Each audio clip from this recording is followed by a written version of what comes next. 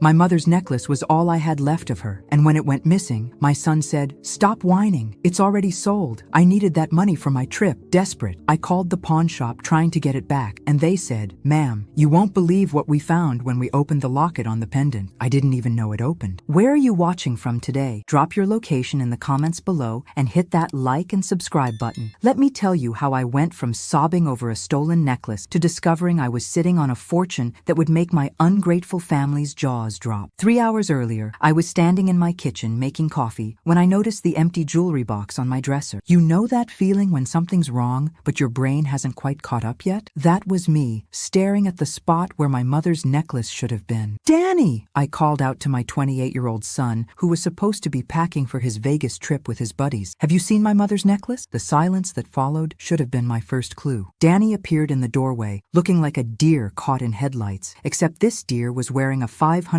leather jacket I definitely hadn't bought him. "About that," he started, and my stomach dropped. "I borrowed it." Borrowed, as if my mother's most precious possession was a cup of sugar. "What do you mean borrowed?" I kept my voice steady, though my hands were starting to shake. "Look, Mom, I needed quick cash for the trip. The guys were counting on me, and you know how tight money's been since the divorce." He had the audacity to look annoyed, as if I was the one being unreasonable. "It's not like you ever wear it." Not like I ever wear it? It was my mother's wedding necklace, the only thing she managed to save when my father lost everything in that poker game back in 1987. She wore it every day until the day she died, and then she gave it to me with trembling hands, whispering, "Keep this safe, Margaret. It's more important than you know." "But sure, Danny, I never wear it because I'm saving it for special occasions." Silly me, thinking my son wouldn't steal from his own mother. "Where is it?" I asked, though I already knew the answer. "Murphy's Pawn on 5th Street.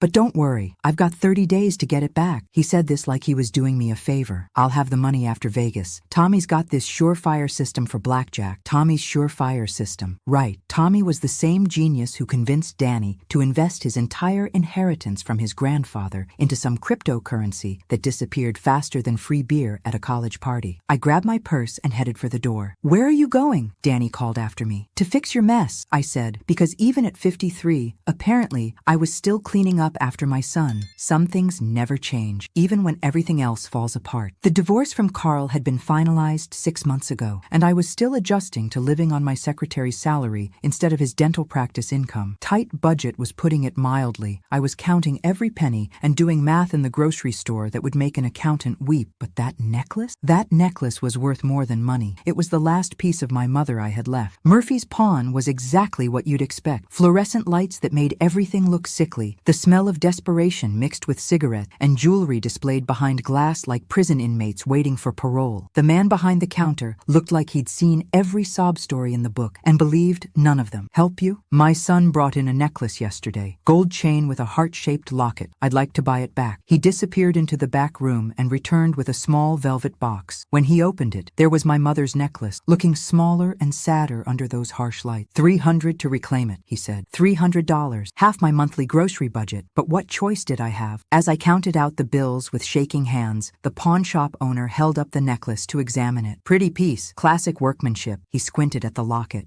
This thing's got a catch on it." "A what?" "A cat. Like it opened." He pressed something on the side of the heart, and suddenly the locket popped open with a soft click. My mother had worn that necklace for 40 years, and I'd owned it for 3. Neither of us had ever known it open. Inside was a tiny photograph of a little girl I didn't recognize, and a piece of paper folded so small it was barely visible. "Ma'am," the pawn shop owner said, his voice suddenly different, "you might want to sit down." I unfolded the paper with trembling fingers, trying to make sense of the tiny, careful handwriting. It looked like my mother's script, but the words made no sense at first. "First National Bank of Denver.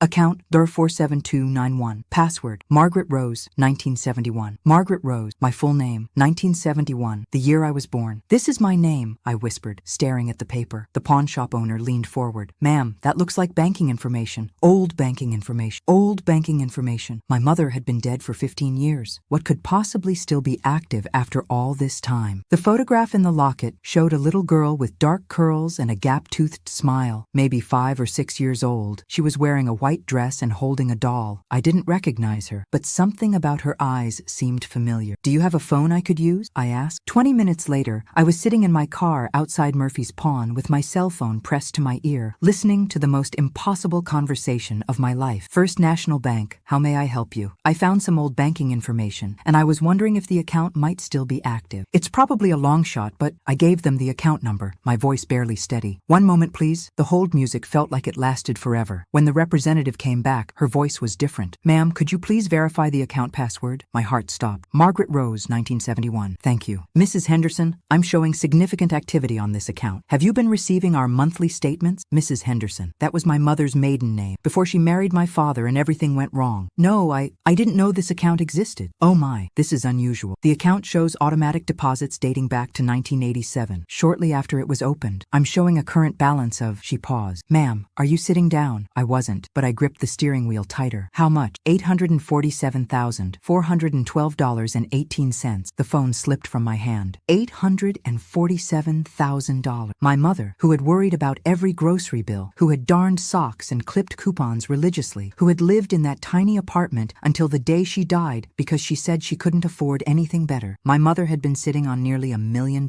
I picked up the phone with shaking hands. I'm sorry, could you repeat that? $847,412.18. The automatic deposits appear to be from mineral rights to some property in Colorado. About $2,000 monthly since 1987. Mineral rights. Property in Colorado. My mother had never mentioned owning property anywhere, let alone property valuable enough to generate $2,000 a month for nearly 37 years. I need to come in, I said. I need to see this account. Of course, Mrs. Henderson. I should mention there are also several safe deposit boxes registered to this account. When would you like to schedule an appointment? Safe deposit boxes, plural. I ended the call and sat in the Murphy's Pawn parking lot, staring at the tiny photograph of the little girl who looked like me, the little girl my mother had kept secret in a locket I never knew could open. My phone rang. Danny. Hey Mom, did you get the necklace back? Because if you couldn't afford it, I understand. We can try again after Vegas. If I couldn't afford it, $300. I was holding information about $800,000, and my son was worried I couldn't scrape together $300. I got it back, I said. Great. So listen, I was thinking maybe you could spot me another couple hundred for Vegas, just for emergencies, you know. I promise I'll pay you back after Tommy's system pays off. Tommy's system. Right. The same Tommy who was probably Googling how to count cards without getting thrown out of casinos right about now. But for the first time in months, I wasn't worried about money. I was worried about secret. I was worried about the mother I thought I knew, and the mother who had apparently been living a completely different life. Danny, I said, I need to ask you something. Did your grandmother ever mention anything about property? Or investments? Or Colorado? Grandma? Are you kidding? She lived in that crappy apartment and ate canned soup for dinner half the time. Why would you ask that? Because apparently I didn't know my mother at all. No reason. Have fun in Vegas. I hung up and looked at the photograph again. The little girl's eyes definitely looked familiar now. They looked like mine. But if this was me, why didn't I remember the picture being taken? And why had my mother hidden it in a secret compartment I'd never known existed? More importantly, why had my mother let me struggle through my divorce, worry about money, stress about Danny's future, when she was sitting on almost $1 million?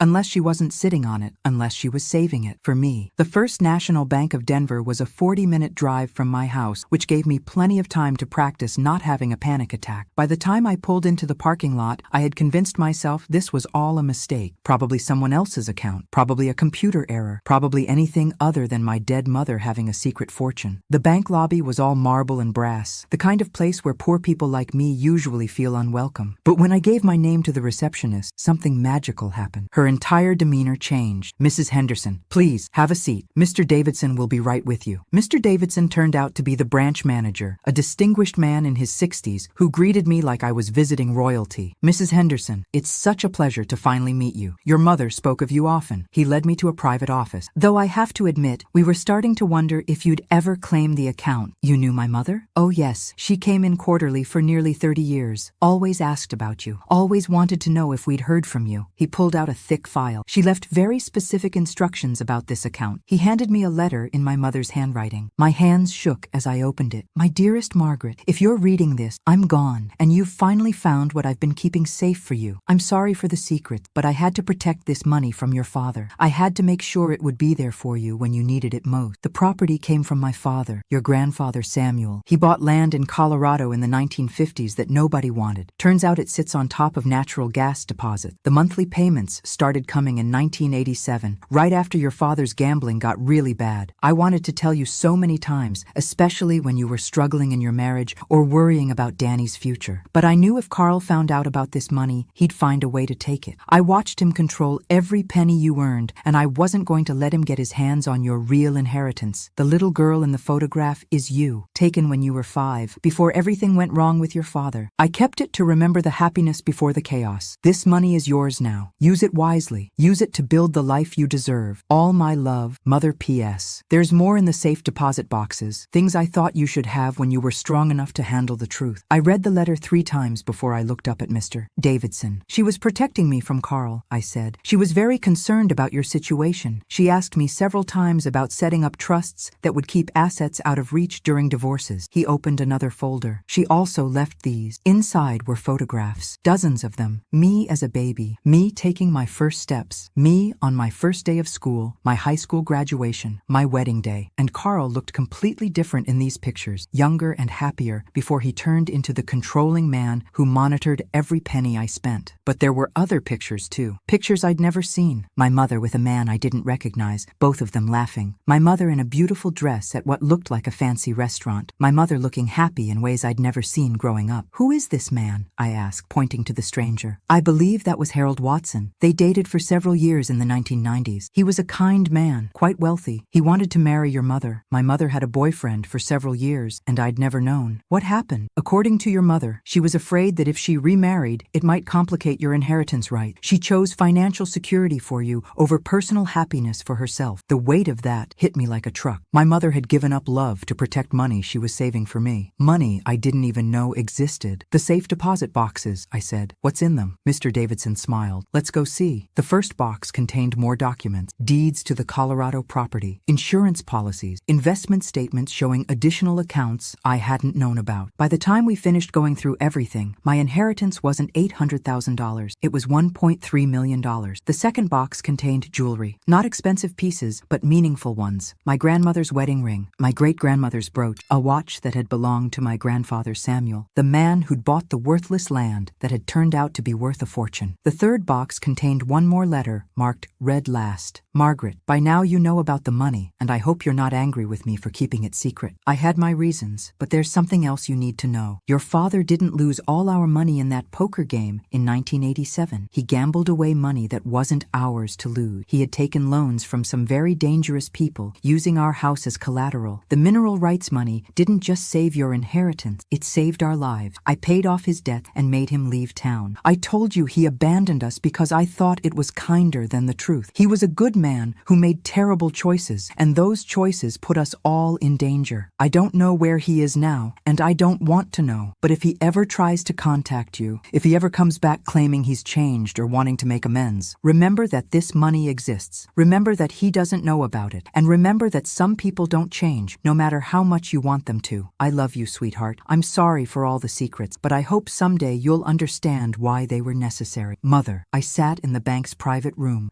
surrounded by documents and jewelry and the truth about my family, and I started to cry. Not sad tears exactly, overwhelmed tears, grateful tears, angry tears. My mother had protected me from everything, from my father's dangerous choices, from Carl's financial control, from my own tendency to give too much to people who didn't deserve it. People like Danny. My phone buzzed with a text from my son. Hey mom, change of plans. Need $500 instead of $200. The guys want to upgrade our hotel suite. Can you transfer it today? $500 to upgrade a hotel suite from a son who had stolen my mother's necklace to pay for a vacation. A son who didn't know I was now worth $1.3 million. A son who was about to learn that his mother wasn't the pushover he thought she was. I texted back, "We need to talk when you get home." His response came immediately, "Can't it wait? We're leaving for the airport in an hour." No, I thought. Looking at my mother's careful handwriting, it can't wait, but maybe it should. I drove home in a daze, my purse full of legal documents and my mind spinning with 30 years of revelations.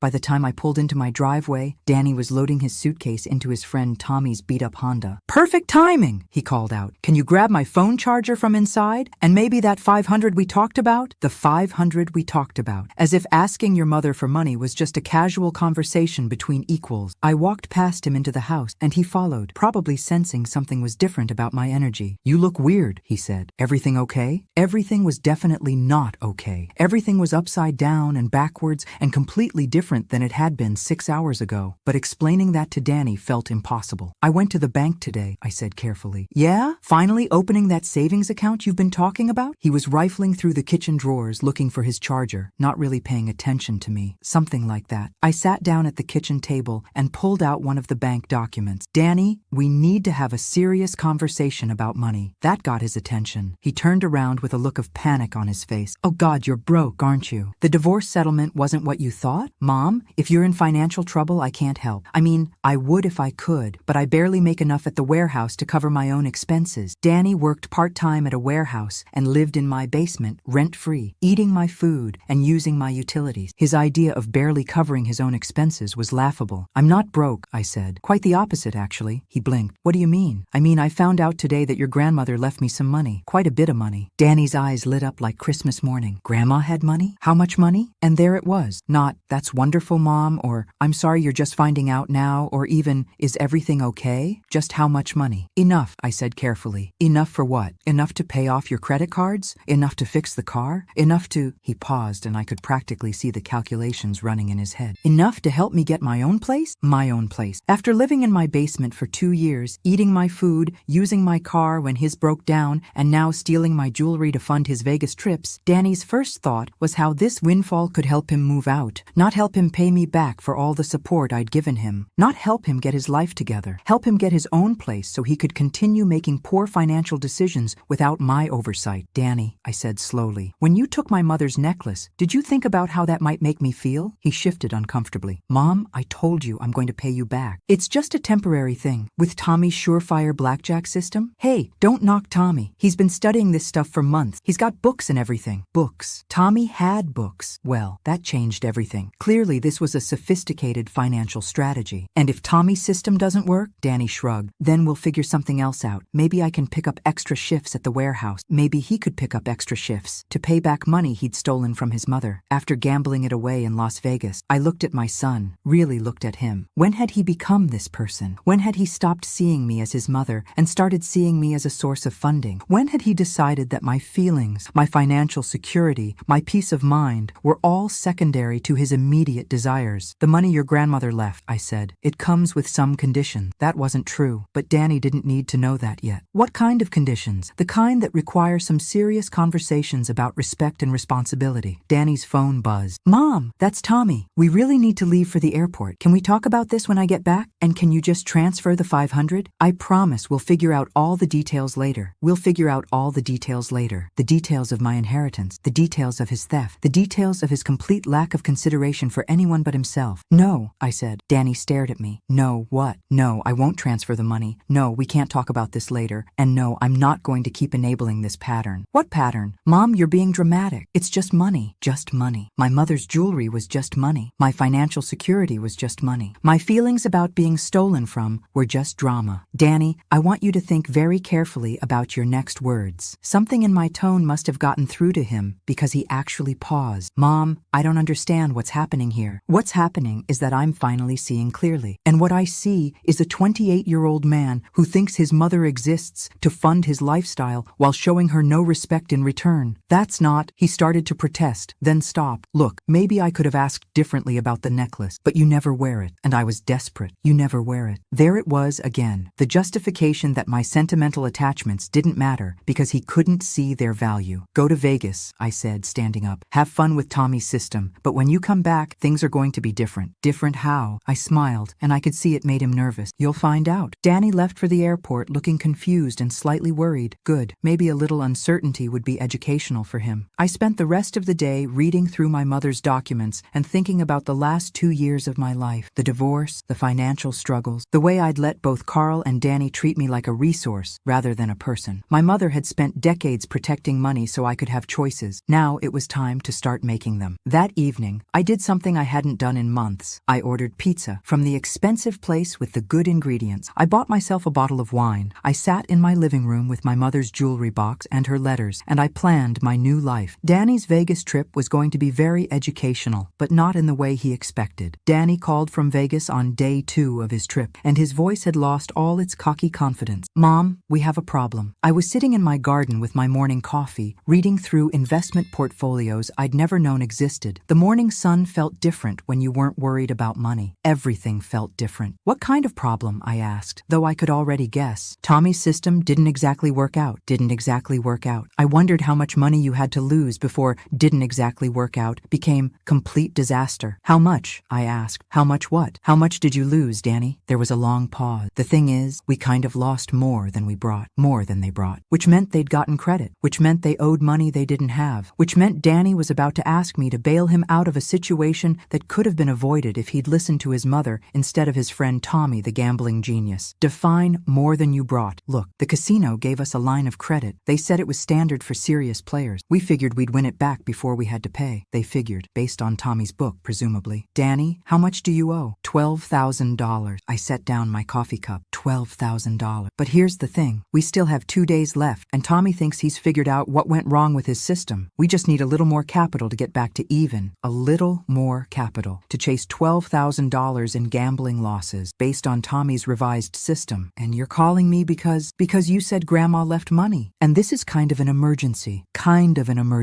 Not a crisis of his own making, not a consequence of ignoring every piece of financial advice I'd ever given him. Just a little emergency that required dipping into his dead grandmother's inheritance. Danny, I want you to listen to me very carefully, okay? Come home. Right now. Today. Mom, we can't just leave. We owe 12 grand. The casino isn't going to just forget about it. You're right. They're not going to forget about it, which is why you need to come home before you owe them 24,000. But if we can just get back to even, with what money? Danny, you're broke. Tommy's broke. Where exactly is this additional capital going to come from? That's what I'm saying. Grandma's money is not going to fund your gambling addiction. It's not an addiction. It's just bad luck. And Tommy really thinks he's got it figured out now. Tommy really thinks. The same Tommy who'd been wrong about everything so far. Danny, get on a plane. Come home. We'll figure out the 12,000. I heard him exhale in relief. Thank God. I knew you'd understand. So should I give them your credit card number or? No. The word came out sharper than I'd intended. You're not giving anyone my credit card number. Then how? Come home first. We'll deal with the casino debt after you're here. Mom, I don't think you understand how casinos work. They don't just let you leave with outstanding debt. Actually, I was pretty sure Danny didn't understand how casinos work, considering he'd managed to lose $12,000 in 2 days. But I didn't say that. They'll work with you on a payment plan if you're honest with them about your situation. Come home. After I hung up, I called the casino directly. It took some transfers and some explaining, but eventually I spoke with someone in their credit department. Yes, we have a Daniel Mitchell with an outstanding balance of $12,347. He's listed you as his emergency contact. Of course he had. I'm calling to let you know that I won't be covering his debt, I said. He needs to work out his own payment arrangement. There was a pause. Ma'am, your son indicated you'd be handling the balance. My son was mistaken. 2 hours later, Danny called back. His voice was different now. Panic. Mom, what did you do? They said you called and told them you weren't paying. That's correct. But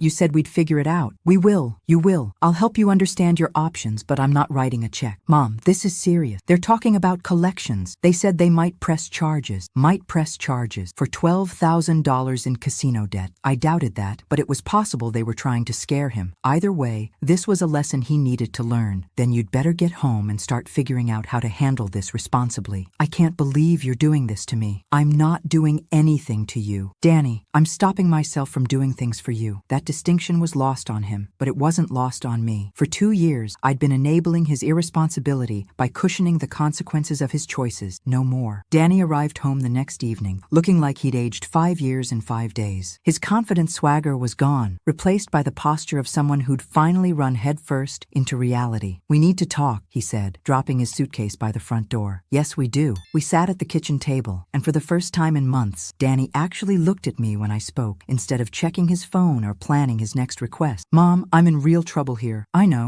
The casino wants a payment plan. $500 a month for 2 years. $500 a month on his part-time warehouse salary. Can you afford $500 a month?" I asked. Danny's laugh was bitter. "Are you kidding? I can barely afford my car payment." "Then you need to make some changes." "What kind of changes?" I pulled out a piece of paper I'd been working on. "Full-time job, real budget, no more gambling, no more expensive trips with Tommy, Mom, and rent." Danny stared at me. "Rent? You're 28 years old, living in my basement. It's time to start paying your way." "With what money? You just said I have to pay the casino $500 a month." "Figure it out." For the first time in our conversation, Danny got angry. "This is insane. You've got Grandma's money sitting in the bank, and you're going to let me get destroyed over $12,000. That money has nothing to do with your poor choice." "Poor choices?" "Mom, everyone has bad luck sometimes. Bad luck is losing $50 on a scratch-off ticket. $12,000 in casino debt is a pattern of poor decisions." Danny stood up, pacing now. "I can't believe this. My own mother is going to let me get sued over money that doesn't even mean anything to you. Doesn't even mean anything to me. My mother's lifelong sacrifice, her protection of my future, her careful planning and secret keeping, all so I could have security and choices. It means everything to me," I said quietly. "Then help me." "I am helping you. I'm helping you learn that actions have consequences." Danny stared at me for a long moment, and I saw something in his face I'd never seen before. Not anger, not manipulation, not the confidence that Mom would always bail him out. Fear, real, genuine fear of having to face the consequences of his own choices. "What if I can't do it?" he asked, and for a moment he sounded like the little boy who used to run to me when he scraped his knee. "Then you'll figure it out, because that's what adults do." But as I watched my son slump in his chair, looking lost and overwhelmed, I felt something I hadn't expected. Hope. For the first time in years, Danny was looking at his life clearly, and maybe, just maybe, that was exactly what he needed. The question was, what was I going to need? 3 weeks later, Danny was working double shifts at the warehouse and coming home every night looking like he'd been hit by a truck, but he was paying his bill. More importantly, he was starting to understand that money didn't just magically appear when you needed it. I, on the other hand, was having the time of my life. I'd moved out of the cramped apartment I'd been renting since the divorce and bought myself a beautiful condo overlooking the river. Nothing too flashy. I wasn't interested in attracting attention, but it had a real kitchen, a garden balcony, and most importantly, it was mine. Danny hadn't said much when I told him about the move. He was too busy trying to figure out how to survive on an actual budget, but I could see the wheels turning in his head. His mother, who used to stress about grocery money, had just bought a condo. Cash. I was unpacking my mother's jewelry box in my new bedroom when my phone rang. Carl's name appeared on the screen, and I stared at it for a moment before answering. "Hello, Carl." "Margaret." His voice had that patronizing tone I remembered so well. "I heard some interesting news." Of course he had. Our small town's gossip network was more efficient than the internet. "Oh? What news is that?" "Danny mentioned you came into some money. An inheritance from your mother," Danny mentioned. I made a mental note to have a conversation with my son about family information and who was entitled to it. "Did he?" "He seemed upset about some gambling debt. Said you refused to help him." Carl's tone suggested this was evidence of my fundamental character flaws. That doesn't sound like the Margaret I know. The Margaret he knew. The Margaret who had spent 15 years walking on eggshells, asking permission to buy groceries, hiding purchases in the trunk until he wasn't home. The Margaret who had let him control every aspect of our financial life while he built his dental practice with her support. "People change, Carl. Indeed they do." His voice got that edge I remembered from arguments about money. "I've been thinking about our divorce settlement." There it was. I'd been wondering when this conversation would happen. "Have you?" "I think there might have been some misrepresentation of assets during our proceedings." Misrepresentation of assets. Because I hadn't mentioned an inheritance I didn't know existed. I reported every asset I knew about Carl, as did you. "But if you inherited money from your mother, then it happened after our divorce was finalized, which means it's none of your business." The silence on the other end told me Carl was calculating. He'd always been good at numbers, less good at accepting when those numbers didn't work in his favor. "Margaret, let's be reasonable here. We were married for 15 years. I helped build rebuild your relationship with your mother. I drove her to doctor's appointments, remember? He drove my mother to doctor's appointments twice, because I asked him to. Because I was working 3 jobs to help put him through dental school. What exactly are you suggesting, Carl? I'm suggesting that morally, if not legally, I have some claim to this inheritance. Morally. Carl was going to lecture me about morality. The same Carl who had hidden credit cards from me, who had lied about the practice's income during our divorce, who had fought me for every piece of furniture, every wedding gift, every photograph of our life together. You know what, Carl? You're absolutely right. I could hear the surprise in his voice. I am? Yes, you do have a moral claim to this money. Well, good. I'm glad you're being reasonable about this. The moral claim is that you should stay as far away from it as possible. The silence stretched so long, I wondered if he'd hung up. Excuse me? You controlled every penny I earned for 15 years. You made me ask permission to buy groceries while you spent thousands on golf equipment. You fought me for custody of the coffee maker during our divorce. And now you think you deserve half of money my mother kept secret specifically to protect me from men like you? Men like me? Margaret, I supported you through. You supported yourself through dental school with my help. There's a difference. I hung up before he could respond. 20 minutes later, my doorbell rang. Through the peephole, I could see Carl standing on my front porch in his best suit, holding flowers,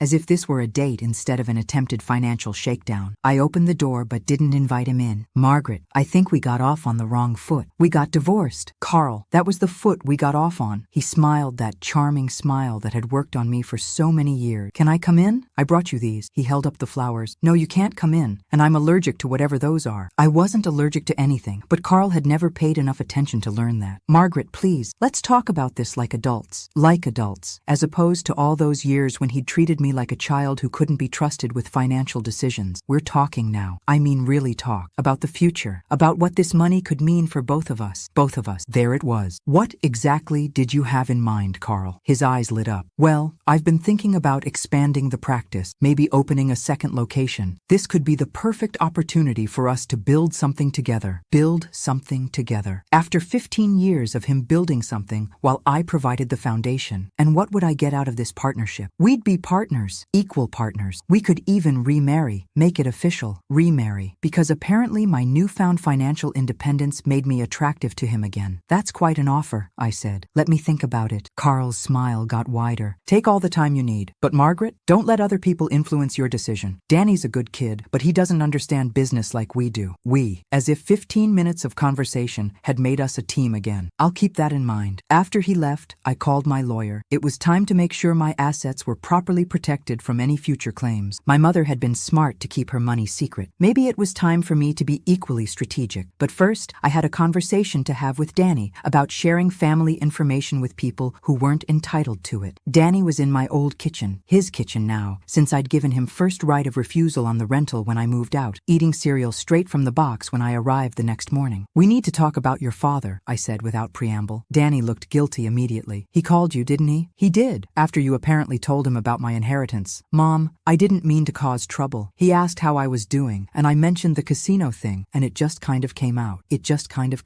28 years old, and still naive about his father's motivations. Danny, what did your father say when you told him about the money? He seemed surprised, said he never knew Grandma had that kind of cash. Of course he seemed surprised. Carl had spent years evaluating everyone around him in terms of their financial utility. Learning that my mother had been worth over $1 million probably rocked his entire understanding of our family dynamic. What else did he say? Danny shifted uncomfortably. He asked if you were being smart about investing it, said maybe you needed some professional advice. Professional advice from Carl, who had nearly lost his dental practice twice due to poor financial decisions. And what did you say? I said you seemed to have it handled, but Mom, Danny set down his cereal box. He's got a point. What if something happens to that money? What if something happens to that money? The same money that had been professionally managed and successfully invested for 37 years before I even knew it existed. What exactly are you worried about, Danny? I don't know. Bad investments, scams, people trying to take advantage of you, people trying to take advantage of me, like his father. Like the casino that had been perfectly willing to extend credit to someone working part-time at a warehouse. Danny, do you trust my judgment? Of course. Then trust that I can handle my own money. I do, but he paused, clearly struggling with something. Dad said something else. Of course he did. He said maybe I should be more involved in your financial decisions. You know, to protect your interests, to protect my interests, or to protect Carl's future access to my asset. Danny, I want you to think very carefully about your answer to this question. Okay, do you think I'm mentally incompetent to handle my own affairs? What? No, Mom, that's not what I meant. Because that's what you're suggesting, that I need a 28-year-old with $12,000 in gambling debt to protect me from financial predators. Danny had the grace to look embarrassed. When you put it like that, how else would I put it? You're right. I'm sorry.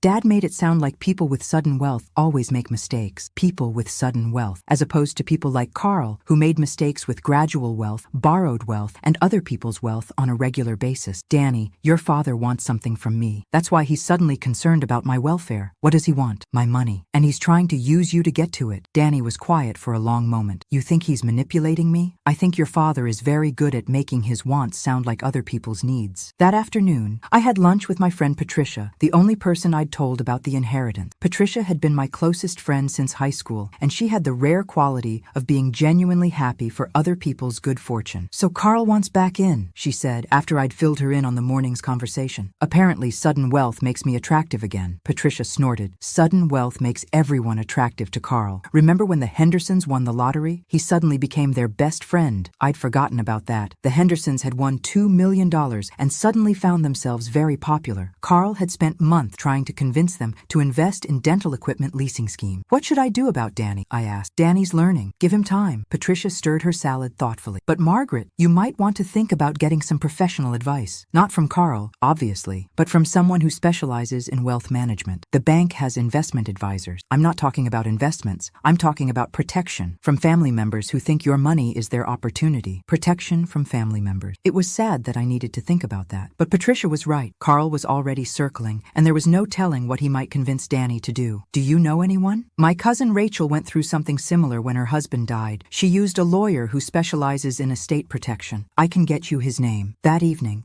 I was researching estate protection attorneys when my phone rang. Unknown number. Hello, Mrs. Mitchell? This is Detective Rodriguez with the county sheriff's office. We've had a complaint filed against you. My heart stopped. What kind of complaint? Financial elder abuse. Your ex-husband claims you're being manipulated into withholding financial support from your son. Financial elder abuse. Carl had actually called the police and reported me for being financially abused by myself. Detective, I'm 53 years old. I'm in perfect mental health, and my finances are my own business. I understand, ma'am. But when we get these calls, we have to follow up. Would you be willing to meet with me tomorrow to discuss the situation? Would I be willing? As if I had a choice. Of course. After I hung up, I sat in my beautiful new condo, looking out at the river, and realized that having money didn't solve all your problems. Sometimes it just gave people more creative ways to create new ones. Detective Rodriguez was younger than I'd expected and more sympathetic than Carl probably hoped. She sat in my living room the next afternoon, declining coffee and taking notes while I explained my situation. So your ex-husband is concerned that someone is influencing your financial decisions? She asked. My ex-husband is concerned that I'm not letting him influence my financial decisions. Detective Rodriguez made a note. And your son's gambling debt is something he needs to handle himself, like an adult. Your ex-husband seems to think you're being advised by someone who doesn't have your best interests at heart. I almost laughed. Detective, the only person who's been advising me is my dead mother. She left me very clear instructions about protecting my assets from people who might want to take advantage of me. And who would that include? My ex-husband, for starters. Detective Rodriguez looked up from her notes. Mrs. Mitchell, I have to ask, is there anyone in your life who's been pressuring you to make financial decisions you're uncomfortable with? Yes, my ex-husband. Yesterday he suggested we remarry so he could help me invest in his dental practice expansion. The detective's eyebrows went up slightly. And how did you respond? I hung up on him. Detective Rodriguez smiled for the first time since she'd arrived. Mrs. Mitchell, I've been doing this for 8 years. I can usually tell when someone's being coerced or manipulated. You don't strike me as someone who's easily influenced. Thank you. But I do have to ask about your son. Your ex-husband says you're letting him face potential criminal charges over a debt you could easily cover. Potential criminal charges. Carl was really pulling out all the stop. Detective, my son made adult choices that led to adult consequences. I'm helping him learn to handle those consequences responsibly. And you don't think that's harsh? I thought about my mother, working 3 jobs while my father gambled away their security. I thought about the years she'd spent protecting money so I could have choices. I thought about the sacrifices she'd made to keep me safe from the consequences of other people's poor decisions. Detective, my mother spent 30 years protecting me from the consequences of other people's financial mistakes. The kindest thing I can do for my son is help him learn not to make those mistakes in the first place. Detective Rodriguez closed her notebook. Mrs. Mitchell, I'm going to close this complaint. You're clearly competent to make your own financial decisions, and there's no evidence of abuse or coercion. Will you tell my ex-husband that? I'll tell your ex-husband that we found no evidence of financial abuse abuse, and that any further frivolous reports may result in charges being filed against him for misuse of police resources. After the detective left, I called the estate protection attorney Patricia had recommended. His name was Jonathan Walsh, and his voice on the phone was calm and professional. Mrs. Mitchell, I understand you're dealing with some family pressure regarding a recent inheritance. That's a polite way to put it. Why don't you come in tomorrow and we'll discuss your options for protecting your assets? The next morning, I sat in Jonathan Walsh's office and laid out the entire situation. Carl's sudden interest in remarriage, Danny's gambling debt, the police complaint, the pressure to use my mother's money to solve everyone else's problems. This is more common than you might think, Jonathan said when I finished. Sudden wealth often brings out the worst in family relationships. So what can I do? Several things. First, we'll set up an irrevocable trust that protects the majority of your assets from any future claims. Second, we'll make sure your estate planning is ironclad. No loopholes for ex-husbands or children to challenge. Third, we'll document everything that's happened so far in case this escalates. Escalates how? Your ex-husband filed a false police report. That suggests he's willing to go to considerable lengths to access your money. We need to be prepared for more creative attempt. I was beginning to understand why my mother had kept her money secret for so long. How long will all this take? 2 weeks for the basic protections. But Mrs. Mitchell, you might want to consider not telling anyone about these arrangements, including your son, including my son, because even Danny, for all his good intentions, might not be able to resist the pressure Carl was likely to apply. That afternoon, I stopped by the warehouse to see how Danny was doing. I found him loading trucks with a grim determination I'd never seen before. His supervisor told me Danny had volunteered for every available overtime shift for the past month. How's it going? I asked when he took a break. It's going. Danny wiped sweat from his forehead. Mom, I wanted to apologize about telling Dad about the inheritance. I realized afterward that it wasn't my information to share. I appreciate that, and I wanted to ask you something. Okay. Dad called me yesterday. He wants to take me to dinner tonight to discuss family strategy. Danny made air quotes. Should I go? Family strategy. Carl was escalating, just like Jonathan had predicted. What do you want to do? I want to tell him to leave us alone. But Danny hesitated. What if he's right about some things? What if you do need professional help managing that much money? What if he's right about some things? Carl's greatest talent had always been planting seeds of doubt in reasonable minds. Danny, do you think I've made any poor financial decisions since I learned about this inheritance? Danny considered the question seriously. No, you bought a reasonable condo. You're being smart about investments. You're not being flashy or stupid with the money. Then what makes you think I need your father's help? Nothing, I guess. It's just, he struggled for words. It's hard to think of you as wealthy, you know? You're my mom. You used to stress about grocery money.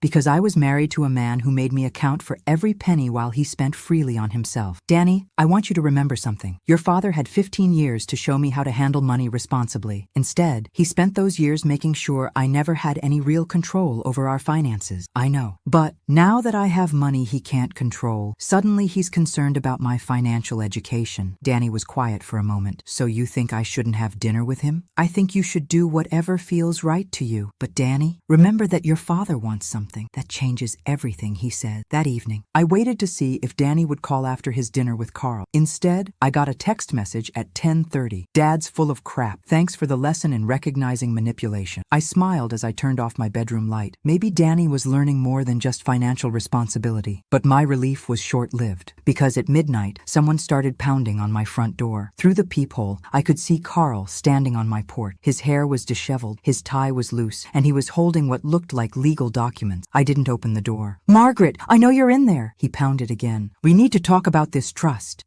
Somehow Carl knew about the estate protection measures I'd put in place. The documents Jonathan had filed yesterday weren't supposed to be public record yet. Margaret, you can't just hide money in some shell company and think I won't find out. Shell company. That's not what an irrevocable trust was, but Carl had clearly done some research. Bad research, but research nonetheless. I called 911. 911, what's your emergency? My ex-husband is at my front door at midnight, pounding on it and yelling about my personal financial information. I'm concerned about his mental state and my safety. The pounding continued while I spoke to the dispatcher. Through the peephole, I could see Carl waving the papers and talking to himself. Either he was drunk or having some kind of breakdown. Ma'am, officers are en route. Stay inside and don't engage with him. 5 minutes later, 2 police officers arrived. I watched through my window as they spoke with Carl, who handed them the papers he'd been waving. One officer looked at the documents while the other spoke into his radio. Then they walked Carl to his car and followed him as he drove away. A few minutes later, my doorbell rang. One of the officers was standing on my porch. Mrs. Mitchell, I'm Officer Johnson. We spoke with your ex-husband, and he agreed to leave the premises. But ma'am, you might want to look at this. He handed me the papers Carl had been carrying. They were copies of court documents, a petition for guardianship. Carl was asking the court to declare me mentally incompetent and appoint him as my guardian. The petition claimed I was suffering from dementia or diminished capacity that made me vulnerable to financial exploitation. It cited my erratic behavior regarding my son's debt and my sudden, irrational decision to place assets in a trust. Carl had filed papers to have me declared mentally incompetent so he could control my money. Officer, this is insane. I'm 53 years old, I'm in perfect health, and I'm certainly not mentally incompetent. Ma'am, we can see that, but you'll need to respond to this petition legally. Do you have an attorney? Yes. Good. And Mrs. Mitchell, your ex-husband seemed agitated tonight. You might want to consider a restraining order. After the officer left, I sat in my living room with Carl's guardianship petition and realized my mother had been even smarter than I'd thought. She hadn't just protected money from irresponsible family members. She'd protected it from dangerous ones. I called Jonathan Walsh's emergency number. Jonathan, it's Margaret Mitchell. Carl just tried to have me declared mentally incompetent. At midnight? At midnight, with court papers and everything. Jonathan was quiet for a moment. Margaret, this changes things. A guardianship petition is a serious legal attack. We need to respond immediately and aggressively. What does that mean? It means we don't just defend against his petition. We go on the offense. If Carl wants to question your mental competency, we'll have you evaluated by the best psychiatrists in the state. If he wants to claim financial exploitation, we'll audit every financial decision you've made since learning about the inheritance. And we'll file a counter-petition claiming Carl is the one engaging in exploitative behavior. The false police report, the midnight harassment, this frivolous guardianship petition, it's all evidence of someone trying to manipulate and intimidate you into giving him access to your money. Jonathan was right. Carl had overplayed his hand. Instead of making me look mentally incompetent, he'd made himself look desperate and potentially dangerous. There's something else, Jonathan continued. How did Carl know about the trust? Those documents weren't public yet. That was a good question. I'd only told Patricia about meeting with Jonathan, and I trusted her completely. Danny didn't know about the trust arrangements. So how had Carl learned about them? I don't know. We'll figure it out. But Margaret, until we do, assume Carl has access to information he shouldn't have. Be careful who you talk to and what you say. The next morning, I called in sick to work and drove to Danny's apartment. He answered the door in his warehouse uniform, getting ready for his morning shift. Mom, what's wrong? You look terrible. Your father tried to have me declared mentally incompetent last night. Danny stared at me. He what? I showed him the guardianship petition. I watched his face change as he read through Carl's claims about my diminished capacity and need for protection. This is insane, Danny said finally. Mom, you're the most competent person I know. Thank you. But Danny, I need to ask you something, and I need you to tell me the truth. Okay, did you tell your father about the trust I set up? What trust? His confusion was genuine. Danny didn't know about the estate protection measures, which meant Carl had learned about them some other way. Someone told your father about some legal arrangements I made to protect my asset. If it wasn't you, Danny's face darkened. That bastard. I knew he was up to something. What do you mean? Last night at dinner, he kept asking weird questions, like whether you'd been acting strangely, whether you'd mentioned talking to lawyers, whether anyone new had been giving you advice. Danny ran his hands through his hair. I thought he was just being nosy. I didn't realize he was building some kind of case against you. Building a case. That's exactly what Carl had been doing, gathering information to support his guardianship petition. Danny, what exactly did you tell him? Nothing useful, I hope. I said you seemed fine, maybe happier than you'd been since the divorce. I said you'd mentioned something about getting legal advice, but that seemed smart for someone with a large inheritance. Legal advice. That was enough information for Carl to start investigating. And if he'd hired a private investigator to follow me, Mom, what can I do to help? For the first time in months, Danny looked like the son I'd raised instead of the entitled young man he'd become. Crisis had a way of clarifying priorities. Just tell the truth if anyone asks you questions. And Danny, be careful around your father. This guardianship thing is desperate behavior. Desperate people do unpredictable things. As I drove home, I realized that my mother's secret money had taught me more than just financial independence. It had taught me who my real family was and who my real enemies were. The guardianship hearing was scheduled for 2 weeks later, which gave Jonathan and his team time to build our case. What they discovered was more disturbing than I'd imagined. Carl hadn't just filed the guardianship petition on impulse. He'd been planning this for weeks. Ever since Danny had first mentioned the inheritance, Jonathan's investigator found evidence that Carl had hired a private detective to follow me, document my activities, and look for any evidence of diminished capacity or financial exploitation. The problem with Carl's plan was that I'd been behaving perfectly rationally professionally. The private detective's reports actually supported my competency. I'd made reasonable purchases, consulted appropriate professionals, and managed my finances responsibly. His own evidence contradicts his claims, Jonathan explained as we prepared for the hearing. The private detective documented you meeting with financial advisors, researching investment options, and making conservative decisions. That's not the behavior of someone with diminished capacity. So we'll win? We'll destroy his petition. But Margaret, there's something else you need to know. Jonathan handed me a financial report his investigator had compiled on Carl. Reading it, I understood why he'd been so desperate to access my money. Carl's dental practice was failing. He'd overextended himself with equipment loans, office expansions, and risky investments. He was behind on his mortgage, his business loans, and his credit cards. The successful dentist who'd controlled every penny of our marriage was on the verge of bankruptcy. He needs my money to save his practice, I said. And when you wouldn't give it to him voluntarily, he decided to take legal control of it. The morning of the hearing, I dressed carefully in a conservative navy suit and drove to the courthouse. Carl was there with his lawyer, a sharp-faced woman who looked like she specialized in unpleasant legal battles. Danny was there too, sitting in the section reserved for witnesses. He'd asked to testify on my behalf, and Jonathan had agreed. My son's transformation over the past few months would be powerful evidence of my sound judgment. The hearing began with Carl's lawyer presenting his case. She painted a picture of a vulnerable widow who'd suddenly come into wealth and was being manipulated by unscrupulous advisors. She claimed my refusal to help Danny with his gambling debt showed impaired judgment and lack of maternal instinct. Then Jonathan stood up. He presented the private detective's reports that contradicted every claim Carl had made. He brought in Dr. Elizabeth Santos, a geriatric psychiatrist who'd evaluated me and found me completely competent. He showed financial records demonstrating that my investment decisions had been conservative and appropriate. But the moment that changed everything was when Jonathan played a recording. Your Honor, the petitioner has claimed he's concerned about Mrs. Mitchell's welfare, but we have evidence suggesting his motivations are entirely financial. Jonathan pressed play on a digital recorder. Carl's voice filled the courtroom. Look, I don't care if she's competent or not. That money should have been part of our divorce settlement. Her mother hid assets to screw me over, and now Margaret thinks she can just keep it all? I'm going to get control of those accounts one way or another. The recording was from Carl's dinner with Danny. My son had recorded the conversation on his phone when Carl started revealing his real motivation. Carl's face went white as his own words played in the courtroom. Furthermore, Your Honor, Jonathan continued, we have evidence that Mr. Mitchell has filed false police reports, engaged in midnight harassment, and hired private investigators to stalk his ex-wife. This is not the behavior of someone concerned about Mrs. Mitchell's welfare. This is the behavior of someone attempting financial exploitation. The judge looked at Carl with undisguised disgust. Mr. Mitchell, I'm dismissing your petition. Not only is there no evidence of diminished capacity, but there's substantial evidence that you're the one engaging in exploitative behavior. The judge paused, looking over her glasses at Carl. I'm also referring this matter to the district attorney's office for investigation of potential criminal charges. Filing false guardianship petitions is a serious crime. Carl's lawyer whispered something urgent in his ear, and they both stood up quickly. Your Honor, my client would like to withdraw his petition and apologize for any misunderstanding. Too late for that, counselor. The petition is dismissed with prejudice, and the referral stands. As we left the courtroom, Carl tried to approach me in the hallway. Margaret, wait. This got out of hand. I never meant— Stay away from me, Carl, I said calmly, and stay away from my son. You can't just— Actually, she can, Jonathan interrupted, handing Carl an envelope. Restraining order. You're to have no contact with Mrs. Mitchell or her family. Carl took the envelope with shaking hand. Margaret, please. I'm losing everything. I looked at this man I'd been married to for 15 years. This man I'd supported through dental school, worked 3 jobs to help, sacrificed my own dreams for. This man who had controlled my finances, questioned my purchases, and made me feel guilty for every dollar I spent. And I felt nothing. Carl, I said, you lost everything because of your own choices, just like you tried to make me lose everything because of yours. Walking out of that courthouse, I realized my mother's greatest gift hadn't been the money. It had been the lesson in protecting what mattered from people who would destroy it. 3 months later, I was sitting in my garden reading when Danny knocked on my door. He looked different, healthier, more confident. Working full-time and managing his own responsibilities had been good for him. Mom, I wanted to tell you something. What's that? I finished paying off the casino debt yesterday. I smiled. I'm proud of you. And I wanted to apologize for the stealing, the gambling, the entitlement, for not understanding what you were trying to teach me. Danny, no, let me finish. I've been thinking about Grandma's money, and about Dad, and about everything that happened. You could have bailed me out any time. You could have made all my problems go away with one check. Yes, I could have. But then, I never would have learned to solve my own problems. I would have stayed the same irresponsible kid who thought mom would always fix everything. I reached out and squeezed his hand. You're not that kid anymore. No, I'm not. And Mom, I'm grateful you didn't write that check, even when it was hard, even when I hated you for it. That evening, I called Patricia to share the news about Danny's debt being paid off. So what's next? She asked. You've got a beautiful home. Your son's turned his life around. Your ex-husband's out of the picture. What does Margaret do now? It was a good question. For months, I'd been focused on protecting my inheritance and teaching Danny responsibility. But what did I want to do with the rest of my life? I looked around my condo at my mother's jewelry, her photographs, her careful letters. She'd spent 30 years sacrificing her happiness to protect my future. She'd given up love, companionship, and her own dreams to make sure I had choices. I think, I said, it's time to start living the life my mother made possible. The next morning, I submitted my resignation from the secretary job I'd held for 8 years. I'd been good at it, but it had never been my dream. It had just been what I could do to survive. With my mother's money behind me, I could finally ask myself what I wanted to do instead of what I had to do. I enrolled in the master's degree program I'd abandoned when I married Carl. I signed up for the photography class I'd always wanted to take. I planned a trip to Europe that I'd been dreaming about for 20 years. But most importantly, I started a scholarship fund at the local community college for single mothers going back to school, for women starting over after divorce, for people who needed second chances and the financial support to make them possible. I named it the Eleanor Henderson Memorial Scholarship, after my mother's maiden name, because the best way to honor someone's sacrifice isn't to hoard what they gave you. It's to use it to create the opportunities they never had. 6 months later, I was reviewing scholarship applications when I came across one that made me smile. A 28-year-old man named Danny Mitchell, applying for funding to attend trade school while working full-time. His essay was titled, "Learning to Fish Instead of Asking for Handouts." I approved his application immediately. After all, the best investments are always in people who've learned to invest in themselves. As I sat in my garden that evening, watching the sunset over the river, I thought about my mother's secret necklace and the fortune it had revealed. But mostly, I thought about the woman who'd worn it every day for 40 years, keeping secrets and making sacrifices so her daughter could have choices. She'd never know that her gift had saved not just my financial future, but my self-respect, my relationships, and my understanding of what real love looks like. But maybe, somehow, she knew that the little girl in the locket had finally learned to protect what mattered most, including herself.